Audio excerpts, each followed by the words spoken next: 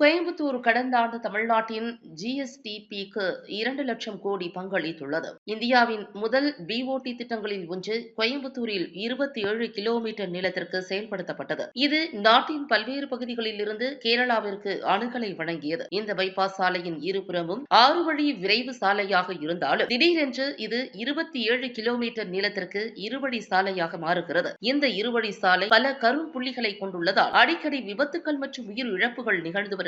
நீண்ட போராட்டத்திற்கு பிறகு NHAI இந்த திட்டத்தை L&T நிறுவனத்திடமிருந்து கையகப்படுத்தியுள்ளது. இதனைத் தொடர்ந்து இந்த இருவழி நெடுஞ்சாலையை சேவை சாலைகளுடன் 6 வழி விரைவு சாலையாக விரிவுபடுத்துமாறு NHAI-இடம் கோரிக்கை வைக்கப்பட்டுள்ளது. மேலும் சாலை சந்திப்புகளில் மேம்பாலங்கள் கட்டுவதும் இத்திட்டத்தில் அடங்கியுள்ளது. இந்த விரிவாக்க பணி முடிந்ததும் இது கோயம்புத்தூரில் புதிய விமான நிலைய முனையம், கொள்கலன் கழகம், ரயில்வே பொருட்கள் கொட்டகை, தொழில்துறை பூங்காக்கள், கல்வி நிறுவனங்கள், மருத்துவமனைகள், தகவல் தொழில்நுட்ப பூங்கா, ஷாப்பிங் மால்கள், பொழுதுபோக்கு மையங்கள், குடியிருப்பு பகுதி மற்றும் பலவற்றை அணுகக்கூடிய ஒரு மாதிரி சாலையாக இருக்கும். இந்த உள்கட்டமைப்பு மேம்பாட்டு திட்டத்தை செயல்படுத்துமாறு கேட்டுக் கொள்கிறோம். இது கோயம்புத்தூரில் மட்டுமல்ல, பெங்களூரு, சென்னை மற்றும் அதற்கு அப்பால் செல்ல இந்த சாலையை பயன்படுத்த வேண்டிய கேரளாவிலும் உள்ள மக்களுக்கு ஒரு பெரிய நிவாரணமாக இருக்கும்.